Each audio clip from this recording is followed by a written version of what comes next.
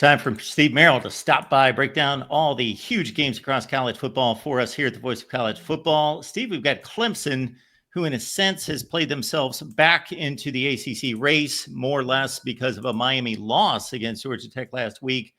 Still have hopes of an ACC championship game bid. They go to Pitt, winners of 7 consecutive games and now losers of 2 straight. And Clemson's an 11-point favorite on the road. Yeah, I actually did a deep dive video on Wager Talk TV, wagertalk.com on this game. And the more I dug into it, I actually started liking Pitt. And normally I kind of cross off these games with uncertainty because Pitt's starting quarterback left the game last week with a head injury. And he's listed as doubtful. A game time decision, but I've even seen him listed as doubtful. So I'd say there's more than a 50% chance Pitt's going to have a backup quarterback in here. Normally that concerns you. But then as you dig into the matchup, it might not be as much of a problem as you think. Pitt has not thrown the ball well this year. They average just 7.5 yards per pass against teams that allow 8 yards per pass. They've been a below-passing offense all season. They have struggled at times to protect the young redshirt freshman the offensive line has, yet they run the ball well. They average 5 yards a carry, almost 5.5 yards per carry at home. And Clemson's weakness this year, they've been very strong against the pass. Their run defense gives up 4.4 yards per rush against teams that average just 4.2.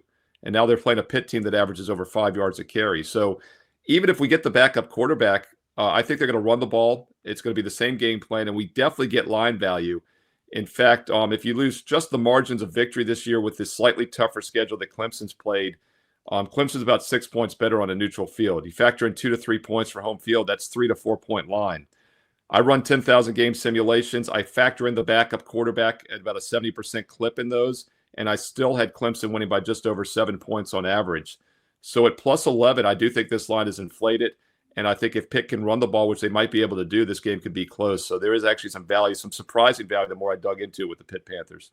Steve, speaking of Eli Holstein, the former Alabama transfer who has been knocked out of the last 2 games at Pitt, his backup is a former starter at Pitt, Nate Yarnell.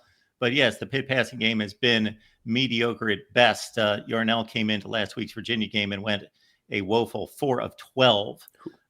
Catch Steve's work at wagertalk.com. Of course, college basketball is underway now, NBA, college football, of course, and the NFL.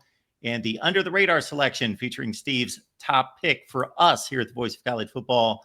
That's exclusive on patreon.com/MarkRogersTV or as a premium YouTube member over on the main channel.